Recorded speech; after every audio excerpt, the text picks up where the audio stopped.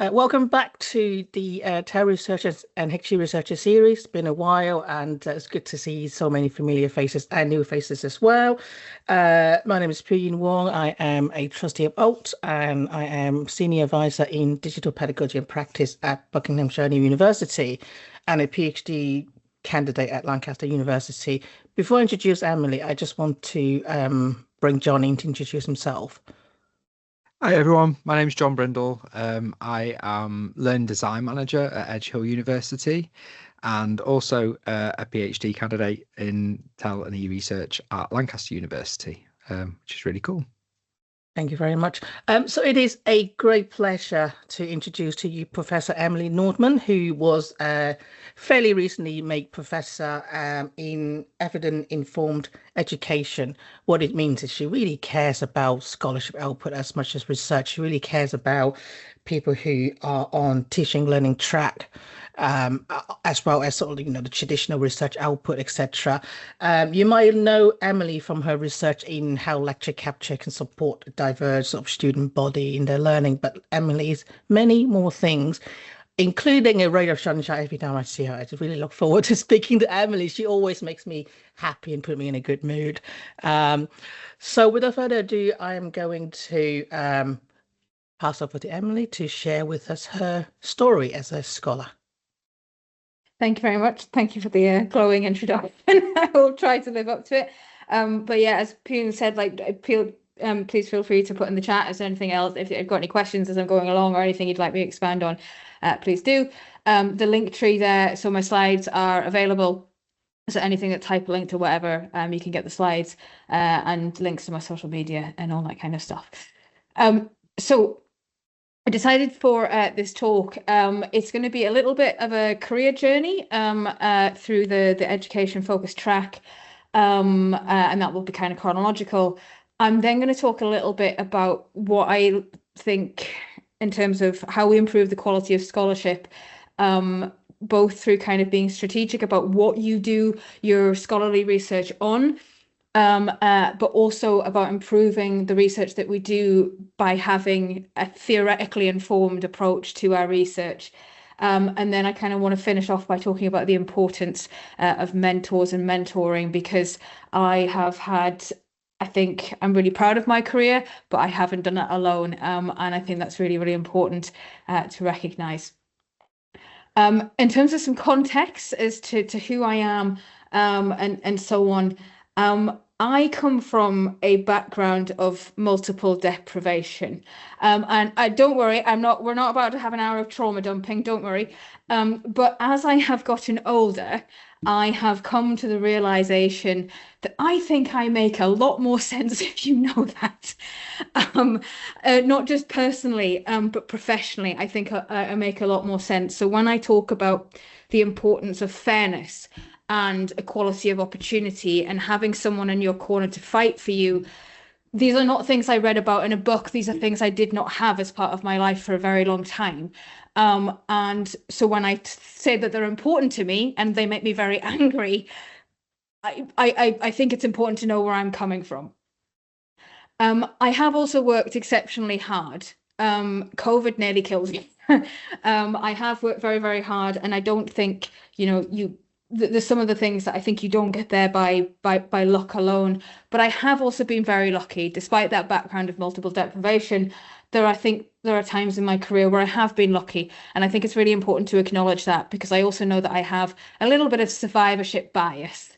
I think academia is quite good because academia has been quite good to me. So I do try and make sure that I acknowledge where possible where I've been lucky, as well as where I've just been excellent. Okay, so in terms of the early years, my undergraduate degree was from the University of Edinburgh in psychology. So I did that from 2004 to 2008. And I really wasn't a very strong student. I was kind of that low 2-1, not weak, but certainly not top of the pack. What I was really lucky about, though, was that my undergraduate dissertation supervisors, I had two of them, Louise Kelly from psychology and Rachel O'Neill, who was actually a lecturer in the School of Education in deaf studies. I got very obsessed with sign language and deafness, and she agreed to be my second supervisor. She didn't have to, it wasn't in her workload, and this is my first source of luck. Because Rachel actually sent me the job advert for my job at the University of Aberdeen and my PhD. And having someone kind of looking out for me at that really early stage was, I simply wouldn't be here without Rachel sending me that job advert. The photo there is actually Louise Kelly, because it was from graduation a couple of years ago. I hadn't seen her in 15, 20 years, whatever it was. And it turns out that her son did psychology at Glasgow, and I taught him for 4 years, and suddenly she appeared. But Louise was from Newcastle, and she had a really, really strong Geordie accent. And at the time, I had a much stronger accent than I do now. And I was really ashamed of it, because Edinburgh's quite posh. And it was very difficult for me. And Louise taught me to basically not care. And there was that representation, and that was really, really important. And that will be a running theme of my career. So then I went to the University of Aberdeen. And I actually, the reason I went to Aberdeen was to be a research assistant. And it was a project looking at deafness and numerical cognition. And about halfway through the interview, they said, "Do you want to do a PhD as well?" And my eyes just kind of went, because I would never have got onto a PhD program with my grades. It was it's an opportunity that wouldn't happen now. But Sandy Cleland, who was my PhD supervisor, she was like, "You were not the strongest candidate on paper, but my God, did you care the most? You were clearly the one who wanted it beyond anything else. So we took a chance on you, and you were insane and mad, but it worked out quite well." So I did my PhD part-time whilst doing research assistant. My PhD was psycholinguistics. And by the end of my PhD, when I started my PhD, I didn't want anything to do with teaching. By the end of it, I was like, teaching's the thing that gets me up in the morning. This is what I want to do. So my first teaching fellow position was a fixed term 1 year TF position, still at the University of Aberdeen. And that's when I kind of made the move into teaching. So I have never been a postdoc researcher, anything like that. It's always been the teaching track for me, and that's always been a conscious choice. The teaching track is so often seen as something where it's a plan B or you fell into it. I am teaching track for life, and I always have been. So then I stayed at the University of Aberdeen. I was there for 10 years in total, from PhD all the way through. So I got my open-ended grade 6 teaching fellow position. I was lucky because it was advertised, but I think I was also strategic. I got that job. I got my permanent contract the day I submitted the hard copy of my PhD. I remember because I did one, and then I went to the interview afterwards.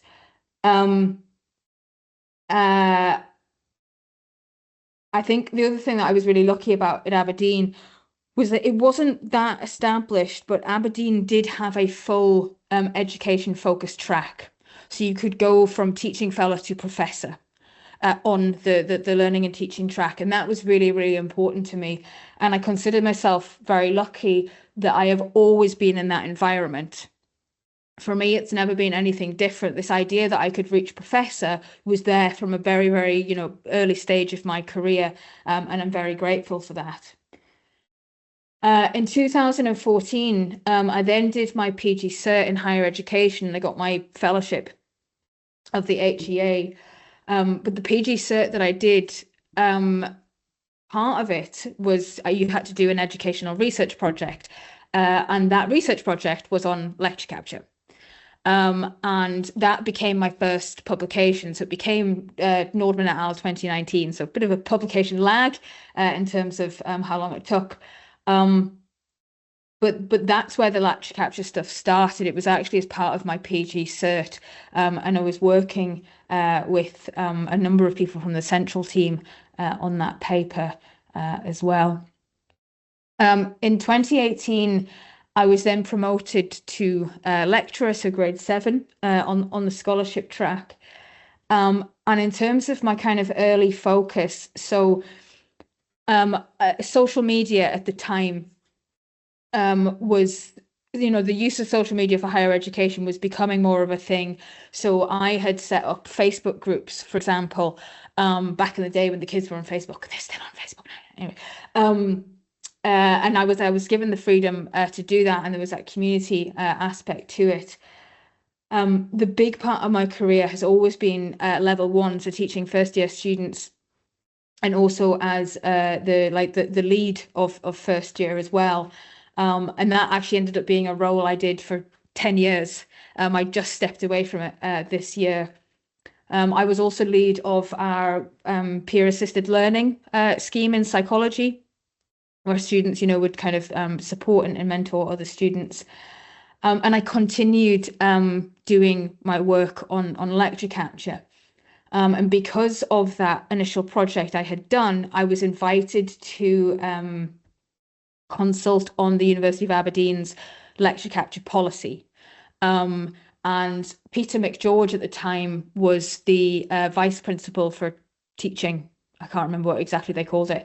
But he was also originally from the School of Psychology.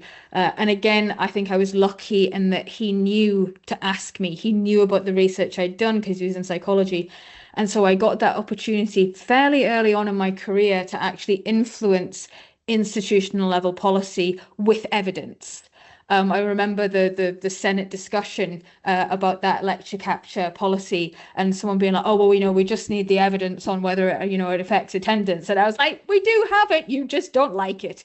We do actually have the data, but having someone there who actually knew the research was really powerful, because I had an argument to everything. I had a response to every kind of like, well, we can't do that. And I was like, you can.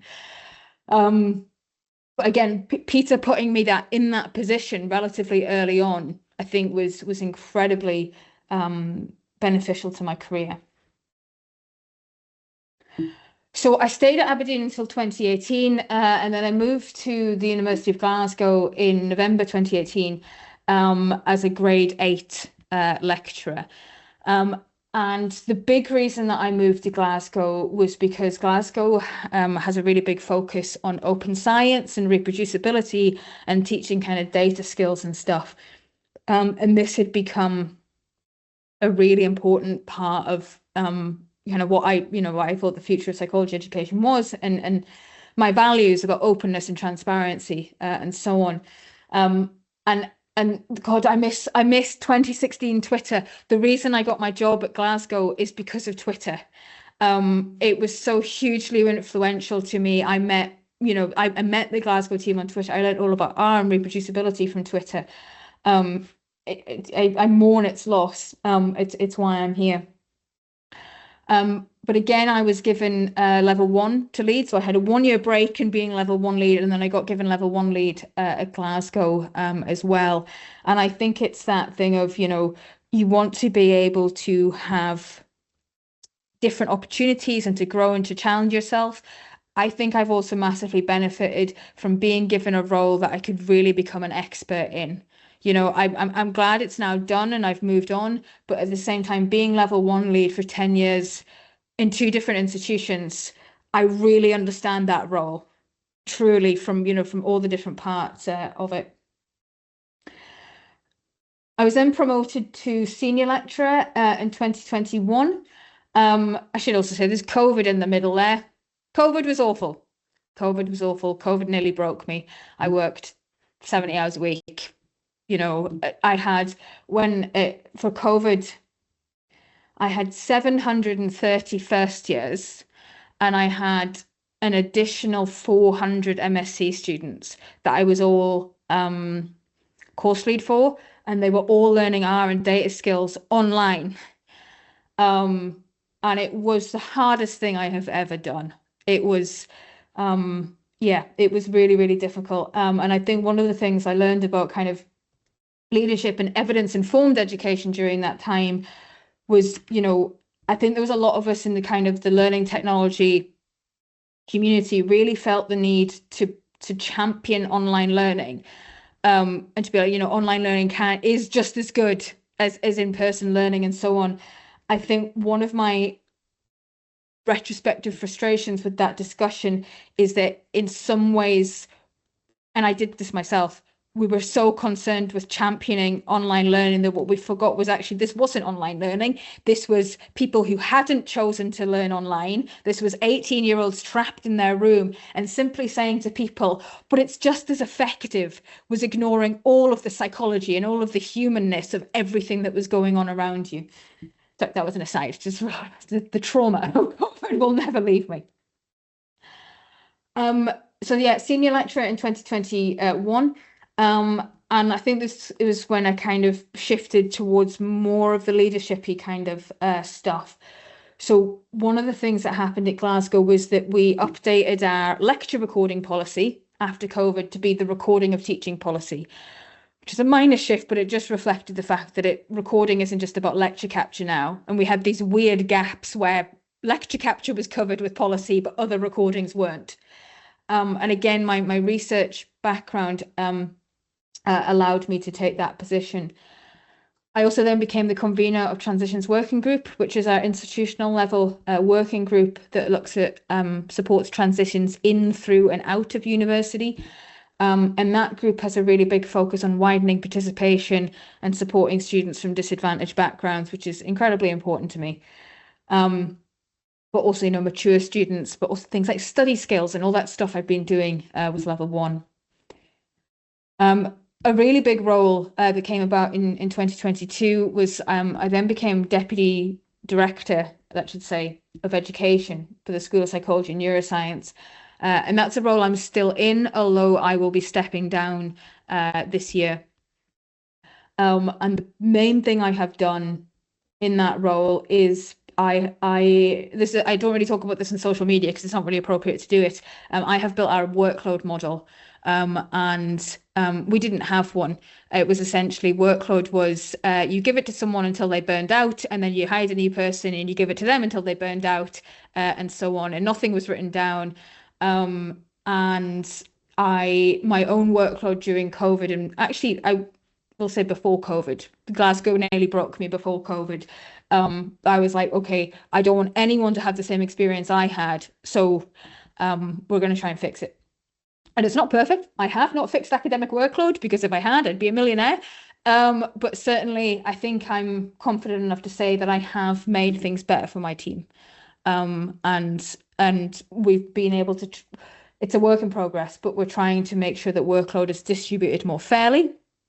And it's not just the same old people and the same volunteers and stuff that, if you have a research and teaching contract, the clue is in the teaching. You do also have to do that bit as well. And then I also became lead of the Learning, Teaching and Scholarship Network. So that's our education focused track for the College of MVLS as well. Sorry, I've missed out the Pedagogy and Education Research Unit there.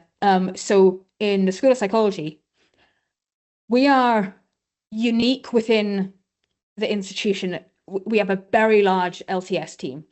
We have about 50% of our staff are LTS. That's unusual for Glasgow. It's extremely unusual for the sector. What that has meant is that we're able to kind of have our own research unit within the school of just scholarship research. So I was sent ahead for Peru for the first couple of years, and that's been such a wonderful community of supporting scholarship within the school and creating that same kind of lab feeling and giving scholarship research the same,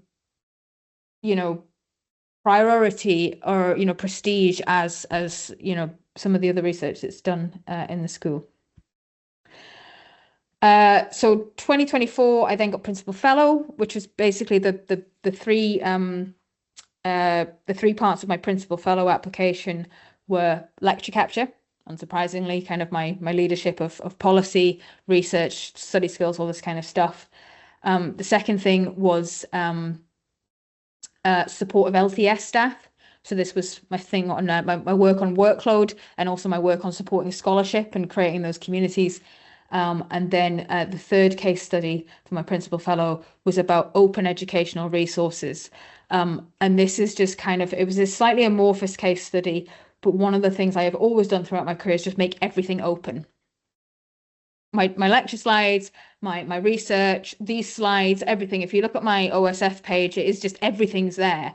I've made the links, the hyperlinks there are. I have made my principal fellow application. It's openly available if you want to have a look at it. I've also made my promotion application openly available. And people say to me, "Oh, this is very generous." I'm like, "Oh," because it's entirely self-serving, which is that I have a record of how many downloads and how many people have used it and where it's been used, and all of that stuff is in those promotion applications.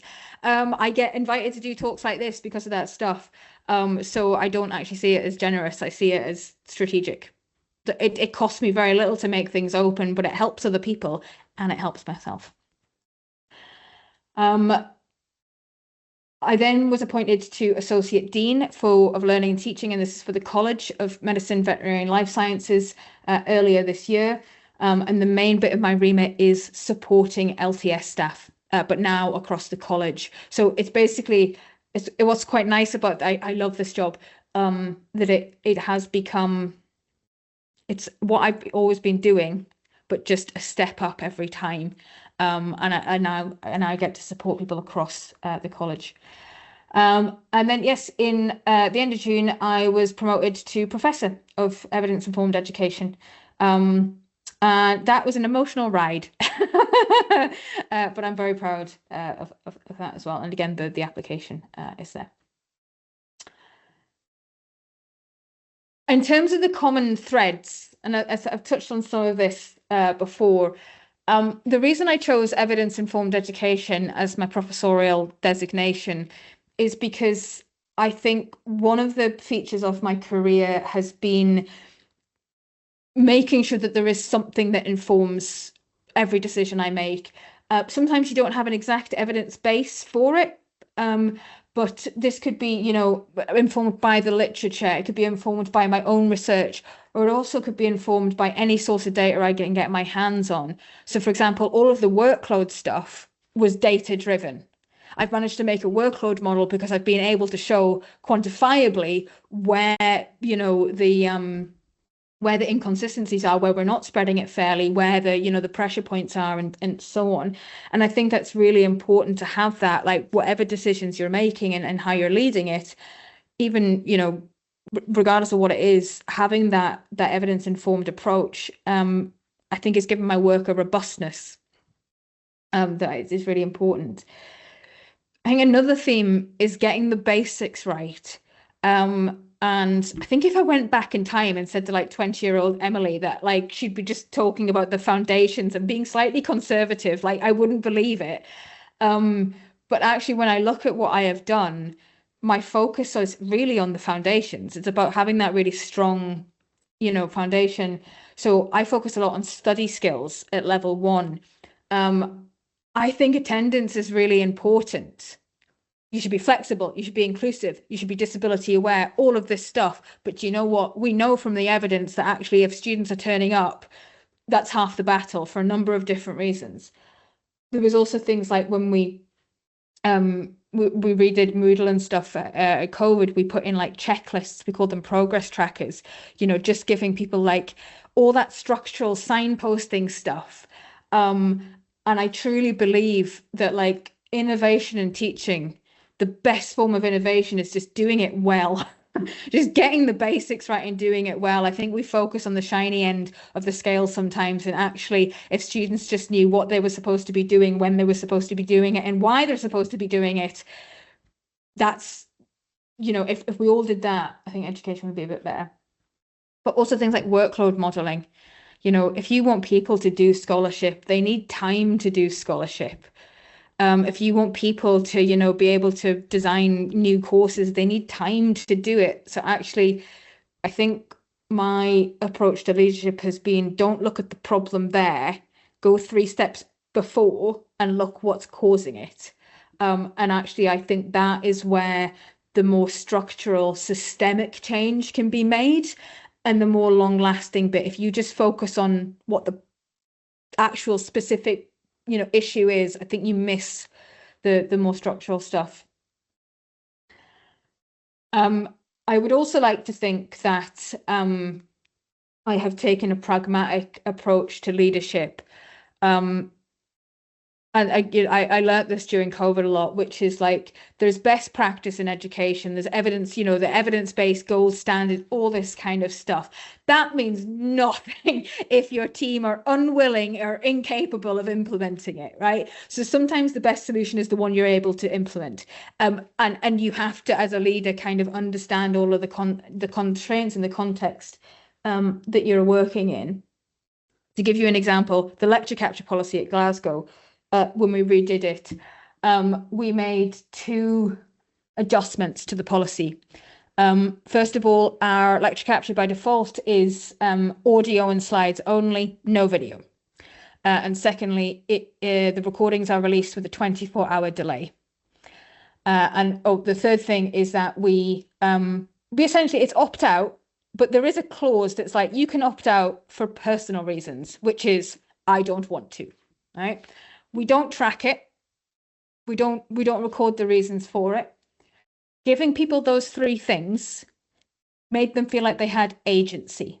And you could argue it's not best practice in that, we sometimes get a complaint about students that it's a 24-hour delay, but giving people that little bit of buffer where you could go, do you know what? If you say something you didn't mean to, you can go and edit it. Don't do this. We're not going to look, you don't have to worry about your appearance, and we're not going to kind of big brother track you. We have a 93% recording coverage with all of those things because we gave people a little bit of control and we took a pragmatic approach, which is that I understand some people are not going to be comfortable with this, so we're not going to go heavy-handed on it. And the other kind of thread that runs through it, I hope, all of my work is openness, transparency, fairness, and reliability. I don't think transparency comes without any issues. My thing has always been, would you rather deal with the problems that come from being too transparent, or would you rather deal with the problems that come from hiding stuff, right? Both will cause problems. Which one would you rather deal with? And I've always been on the line of like, I'll go with transparency every time. So to give you an example, when I've been doing workload modeling, there's a lot of resistance to giving people their percentage numbers or giving people the tariffs and saying okay, level 1 course lead is 154 hours a year, or you get 20 minutes to mark this kind of assignment, because the worry was people would come back at it. And I was like, no, we're going to have a conversation about how you do workload modeling, and it's relative, not absolute, and all this kind of stuff. And it's been fine. I'm not saying it's been without, conversation. But I would much rather deal with, the issues of being transparent. I also think reliability is a big thing. And I worry about saying this sometimes because I think it comes across as, I don't know. I think there's maybe an inclusivity argument here. Maybe if you email Emily Nordmann, you will get a response. If you ask her to do something, she does it. You don't ever have to wonder where I am if I'll do something or whatever. I am reliable. And I do think there's that kind of, as I get more senior and with mentoring and stuff, I think sometimes you just have to turn up and do your job. And again, I see how that makes me sound like a Tory, right? I can hear myself. But there is that thing of we all work with those people where you're like, I'm going to email them. Will I get a reply? Will that person meet a deadline? I do think there's that part of it as well. I am very reliable, and it has had an impact. In terms of looking ahead with my career, one of the things I need to do is focus on kind of sector level organizations. I do a lot of individual talks. Hi, I'm doing individual talk. So for example, this is one of the reasons why I I volunteered to co-chair the ALT conference next week, because I was like, okay, I need to kind of step up and try and do that kind of stuff. The thing that gets me out of bed these days is supporting education focused staff. And that's really what I want, certainly the next kind of 3 or 4 years in my career to focus on. Where I'd like to go in the long run, I would like to be Vice Principal of Learning and Teaching. I would like the top job. Not yet. nowhere near ready yet, but I think I will be one day, and I think I'll be good at it. And I know some people don't like my confidence, and I think that people wouldn't have as much issue with my confidence if I was a man. Yeah, I am. That's where I'd like to go. And I feel like, if I say it out loud, maybe I'll manifest it. Okay, so I'm going to talk about scholarship for a little bit now. So the two things I wanted to talk about. So first of all, one of the things I think I've seen with a lot of education-focused researchers, particularly if you're coming from having not done an education PhD, is this obsession with primary data collection. That you have to collect the data, analyze the data, do a primary paper. And actually, most of my highest impact work has not been primary data collection. It's been kind of reviews or synthesis or recommendations or this kind of thing. And the other reason I think this is really important to be aware of is I think it's much more in your control. I don't have to pay participants. I don't have issues of power. I can use my knowledge as a researcher to translate the evidence to the people who need it on the ground. And the other thing I think you should be strategic about is making sure that your scholarship and your teaching and admin overlap and they serve each other. So I went through my papers and tried to categorize them and map them to my teaching and stuff. So for example, my level 1 admin role. So we did, I think probably the biggest impact paper I've had is the 10 Simple Rules, which was the COVID paper we did. And this was, but everything in that paper informed how I designed my own level 1 course. So I used it for the same thing. We then did watch parties where, you know what watch parties are, I'm talking to the right crowd, right? So we did watch parties during COVID. We then wrote a paper about that. So we double dipped. All of the open science stuff that I do in my teaching in my classroom, we now have with papers about transitions working group.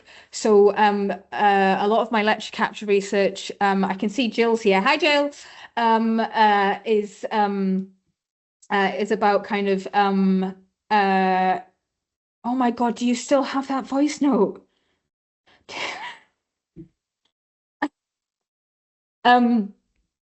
Yeah, oh God, no, don't. I remember what I was like during COVID. Don't.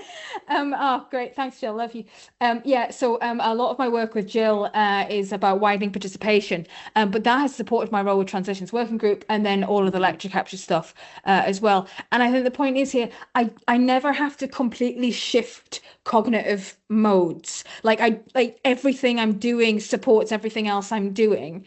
I don't have to be like, okay, today I'm going to be talking about lecture capture, and then tomorrow I'm going to be talking about something completely different. Like it all kind of aligns with it, and I think that's why I've been able to be successful. Also, fabulous people like Jill, but we will come back to you. You're name checked in this presentation. I now have a couple of hot takes. My first hot take is one of the things that makes me very angry is when people think that education-focused careers are second class and that research, kind of traditional scholarship is not as good as, discipline-specific research. And for anyone who thinks that, you will have to come through me, and I have a temper. I refuse to entertain it. I am a world-class educator. You might be a world-class researcher, but I am better at my job than you are when it comes to teaching. And I will not let anyone tell the LTS team that they are not just as worthy as the R&T team. My second hot take is that while saying all of that, I also think there's a lot of the technology-enhanced learning and higher education literature that is actually, honestly, quite bad. I think a lot of it is descriptive and it's not theoretically based. And sometimes it is poor quality. And we do need to think about this. My reflection on my work, and I genuinely have Jill to thank for some of this, is, so if I look back at Nordmann et al. 2019, it was a paper about lecture capture and attendance and achievement. And it don't get me wrong, it has its merits. I'm proud of that paper in a certain way, but it was also entirely atheoretical. It was descriptive. After that paper, my work becomes a lot more theoretically based. So self-regulated learning has become a really important part of my work, depth of processing. A lot of my work with Jill has been about social capital and universal design for learning, but there's also kind of self-determination theory as well in the mix of that. And I think this has massively strengthened my work. And I wanted to give you kind of a couple of examples of how I think this manifests. Hang on, sorry, I've skipped ahead a slide. The reason I think it's really, really important to have this theoretical basis to your work is that educational research is really hard to do from like an ecological perspective, right? Because you can't really do it experimentally. You can do it in the lab, but then that that little lab experiment doesn't really often translate to your 10-week course with 600 first-year students on it. So sometimes we don't have the exact evidence base for our teaching. We just have to be informed by it. But if we have really strong theory, it can help us ask better questions and make predictions and design intervention studies. I have done the staff and student perception of study myself, but there's so many of them. Like if you Google student perceptions of, you just get this thing, and sometimes they're not really based on anything. They're just like, entirely descriptive. So to give you a couple of examples, I was thinking about like the impact of generative AI, because I see a lot of discussion about this on LinkedIn, and it kind of does my head in because I feel like people who don't understand learning are talking about it. If I was going to study generative AI, which I'm not, this is what I would do. I would look at it through a self-regulated learning lens. So self-regulated learning has 3 components. It says there's a forethought phase, a performance phase, and a self-reflection phase. So if we think about AI, we could, AI might help students personalize goal setting and strategic planning, but it could also negatively impact self-efficacy, which is your belief in whether or not you can perform that task. If you look at the performance phase of self-regulated learning, it might be that students rely on strategies that are less effective. And in terms of the self-reflection, it could be, using AI for feedback could support reflection. It could also impair metacognition if you're not thinking about your own performance. You could also look at AI using self-determination theory, which says that we need agency, competence, and relatedness. So as this relates to AI, AI could give students agency because it gives them that personalization, but it might affect their competence because of over-reliance on it. And in terms of relatedness, we've all heard about, people being in relationships with chatbots. That might help in one way. It might reduce human connection in another way. The point of these 2 theoretical examples is by framing them in terms of the existing theories, you immediately have this entire huge evidence base of interventions, of the mechanisms behind them and all of this stuff. You have predictions. You can actually make specific hypotheses. It isn't just staff and student perceptions of over-reliance on AI. Okay, you can actually ground it in something a lot more robust. So I would say to any of you who are thinking about doing this kind of research, don't start with the question. Go and read the theories, find your theory, and then make the questions out of that. I'm aware that I might slightly be running out of time, so I'm going to try and speed up. The final thing I want to talk about is the importance of mentors. And I think both formal and informal mentors are really important. So hopefully everyone has some sort of assigned mentor, but there's loads and loads of people that can help you. I think it's really important to have a mentor that is specific to your track. So for me, it would be education focused. If you're a learning technologist, having someone who understands that role as well. You need someone who knows your context. Peer mentors as well are also valuable. often your mentor is kind of above you in the hierarchy, but actually kind of peer mentoring and reverse mentoring as well is really, really useful. I have a couple of people who I kind of consider as reverse mentors. And these are people who are kind of, junior to me, coming up behind me, but actually seeing them and their experience, I think has taught me just as much as my own experience, and being able to support them. I also think you can have different mentors for different times. And I want to pull out 3 people that I owe, I think, a lot to. The first one is Professor Paul Bishop. So he was my director of teaching at the University of Aberdeen. The thing that Paul did for me, first of all, Paul allowed me to lean into my strengths. So he allowed me to do social media. And Paul knew nothing about social media. Like he, that was not something he was comfortable with, and he trusted me to do it. And he allowed me to lean into that. And there is that kind of, you've got to give your junior staff the space and allow them to do things you might not be comfortable with. Like with some of my team now, I'm like, oh, I wouldn't do it like that. And that's the point. I wouldn't do it like that. But things don't change if you don't allow people that space. The most important thing Paul did for me, though, is, as I've said, I do have a temper, right? Background in multiple deprivation. We'll blame it on that. There are some people on this call maybe who might have received an email from me that might have been what we now lovingly call full Nordmann. I do have a temper, and it hasn't always been funny. And Paul gave me several bollockings, and I needed them. And I hated him at the time. I absolutely hated him at the time for it. And he told me that my behavior wasn't good enough and to be better. And that is exactly what I needed to hear, even though I wasn't comfortable with it at the time. A good mentor is not someone who tells you everything you want to hear.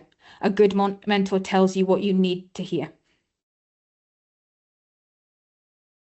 The second person who's had possibly the most influence on my career is Professor Niamh Stack. So Niamh was Director of Education at Glasgow when I first joined. And Niamh was the reason I joined Glasgow, because all of that stuff about open science and reproducibility and everything, that was Niamh. And psychology moved from teaching SPSS to R, and it was this massive, massive, very difficult shift that she did because she fully believed that was the right thing to do. And what Niamh had more than I think any other leader I've ever known is vision. You knew Niamh, you knew what the vision was, you knew her values, and I didn't agree with everything, but my God, she had vision. The other thing about Niamh was, and in terms of the thing that I will never ever be able to repay, is that Niamh recognized that whole person. So just before I joined Glasgow, I'd had some unfortunate homophobic student comments. And I was not well supported by the school. The head of school at the time at Aberdeen told me I just shouldn't have been talking about my personal life. That was the response I got. It wouldn't happen now. But we have made some progress. It wouldn't happen now. But I was really not supported well. And as my leaving present at the head of school, it was National Coming Out Day just before I left, and I put up flags, massive flags in my office, because he had to walk past my office every day to get into the building. She's petty. And I got to Glasgow, and I put a photo of them on Twitter, and I got to Glasgow, and Niamh walked into my office whilst I was unpacking, and the first thing she said to me was, "Where are your flags?" I would go into battle for Niamh Stack without asking what we're fighting for, because I believe in her and I believe in the vision. And there was that sense of she knew what I'd been through, and she knew the person in front of her needed to feel that. The other thing that Niamh did was, sometimes I think we get so concerned about, oh, you're part of a team, you forget about the individual. Being an excellent individual does not mean you're not a team player, okay? There is no I in team, but there is in motivation, right? There also is an invoice, and occasionally you might want to get paid for things. And Niamh very much gave me that permission to go and be excellent, to apply for awards, to apply for Principal Fellow. And I think sometimes we don't do that enough, particularly with the women in our team who might need a push, whose personalities might not kind of drive them towards that. My final mentor is Professor Wendy Anderson, and she's one of the assistant vice principals of learning and teaching here at Glasgow. And what's interesting about Wendy is that she is not a psychologist, not in my school, doesn't know my day-to-day, and that's really useful. But the other thing about Wendy is we are very different in personality. Wendy is incredibly quiet and kind of that, just like kind of very quiet competence, and I am like, ah! And people think we're really different, and I really value that. I don't need someone to tell me how to be loud and charismatic. Like, got it. I need someone who actually might give me a different perspective. And I enjoy, this sounds creepy, I enjoy watching Wendy in meetings and seeing how she approaches things differently from me, because that's what I need at this stage in my career, is to think about the different ways in which I could approach my leadership. But also, those are my official mentors, and it takes a village. Some of these people are my group chat that get me through the day, every day. Some of these people are people I see once a year externally, but every time I do, I give them, they give me so much. Some of these people are senior leaders at Glasgow who, again, I value any time that I get with them. I learn a lot from them. And some of these people are Jill, who stores WhatsApp voice notes for 5 years. But they are, it's all of these people. And every success that I've had, I've worked very hard. I've been very lucky, but I've also been exceptionally well supported in so many different ways. You need those people and you need to talk to them. And my final point, I think I'm going to stop talking, I promise, is that not just as someone who's been mentored myself,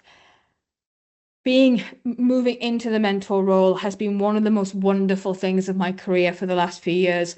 And I would really strongly recommend that you do that. I think mentoring is absolutely vital for everyone, but it needs to be systemic. There needs to be a process. Everyone needs to be assigned one. There needs to be a regular check that it's actually effective and it's the right person and so on. Because it has been, sometimes you find yourself as a mentor saying something to someone that you don't follow yourself, and you have that little bit of self-reflection, and it's that wonderful kind of being able to support other people has been such a positive part of the latter part of my career that I would highly recommend it to anyone. So in summary, sorry that I think I talked slightly too long, but anyway, find your theory, find your people, and go and be excellent. And don't let anyone tell you that it's, be confident, be excellent, work very hard, be robust, do a good job of it, but never ever hide, that you've done a good job. I think everyone should be more proud than they are. Okay, done. Thank you very much, Emily. That was very motivational talk. I was laughing and just thinking, yeah, we all need to be more like Emily, I think. Maybe not the angry bit, but I spent my Professorial on therapy. It's going to be fine. I'll become less angry. So you're not actually earning more because you're spending more on therapy also? Genuinely, yes. I have spent my entire pay rise. At least you're being honest about it.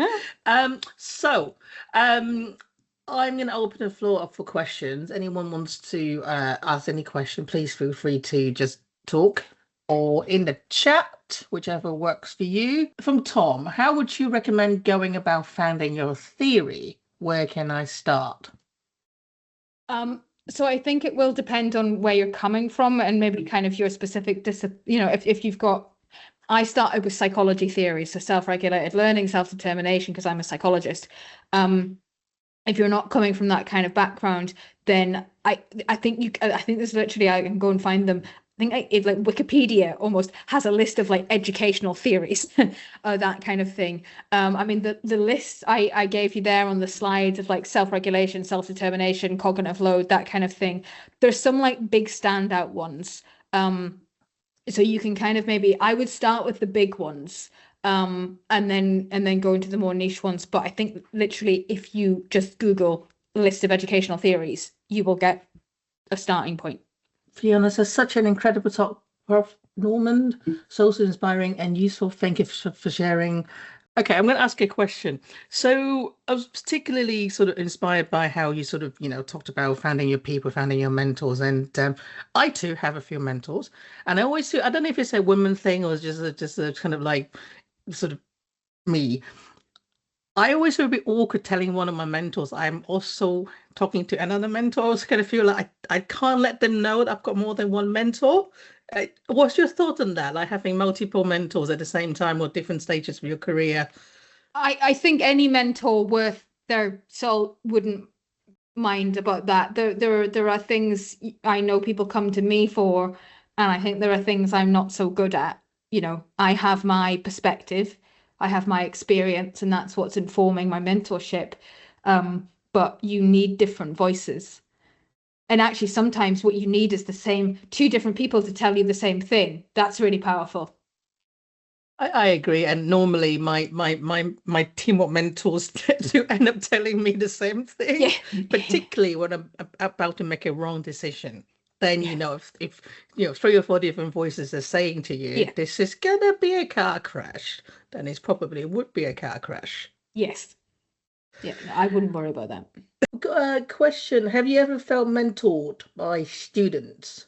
So I don't know if I felt mentored by students. I would certainly feel like I have learned a lot from students, or I think, being level 1 lead, I get a lot of anxious students. Well, I got a lot of anxious students and students, like settling and everything.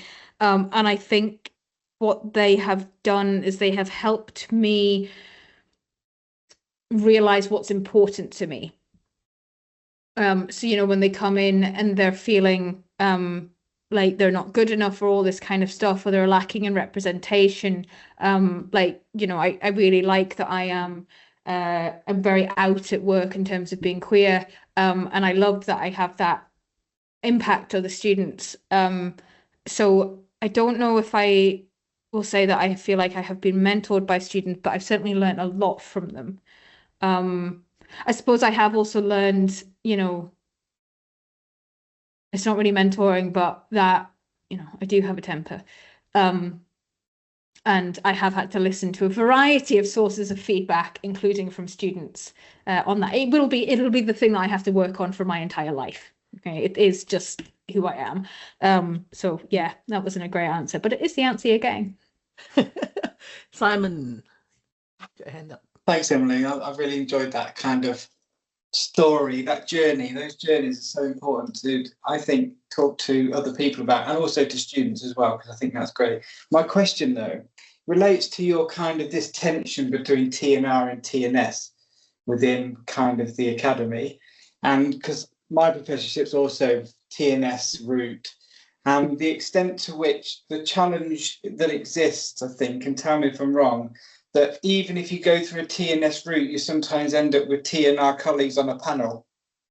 And how are we going to solve that as an academy so that we've got enough people that have got into a position of TNS roles to actually look at those applications and go, oh, that absolutely aligns to my understanding of what we need for TNS evidence? Yeah, and so we don't have that much. We don't have that too much of an issue in terms of the promotions panel, and that we now do have like enough people at the very top to do it. But we do have an issue with like mentors and people getting bad advice. Like they're going into promotion like they're not ready, or they're doing the wrong thing. I think so. Part of it is just time.